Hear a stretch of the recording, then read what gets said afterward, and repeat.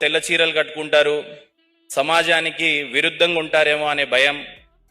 మరోపక్క బొట్టు పెట్టుకోరు. ఇదేంటి వీళ్ళు సనాతన ధర్మం గురించి మాట్లాడతారు, సతయుగం గురించి మాట్లాడతారు, త్రేతాయుగం, దాపరయుగం, కలియుగం, మళ్ళీ ఒక నవ సమాజ నిర్మాణం కోసం అంటే మళ్ళీ సతయుగాన్ని నిర్మిస్తానని అంటారు. ఏంటబ్బా ఇది అని అనుకున్నా. కానీ అక్కడికి అడుగుపెట్టిన తర్వాత ఫస్ట్ నేనెవరినో తెలుసుకున్నా. అంటే మీరందరు వెళ్ళిన తర్వాత మీరెవరో తెలుసుకుంటారు.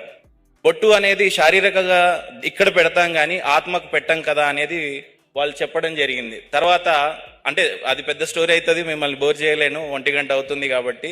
బట్ ఏదేమైనా నిజమైనటువంటి సనాతన ధర్మం యొక్క స్థాపన, సతయుగం యొక్క స్థాపన, మనం అందరం ఒకప్పుడు దేవీ దేవతలంగా ఉండే ఈరోజు ఎందుకో మరి క్రోధం ఎక్కువైపోయి ఎప్పటికైనా సరే ఇవన్నీ వదిలేసి వెళ్ళిపోతామని తెలిసినా కూడా లౌకికపరమైన విషయాల మీదనే ఎక్కువగా దాచుకుంటాం.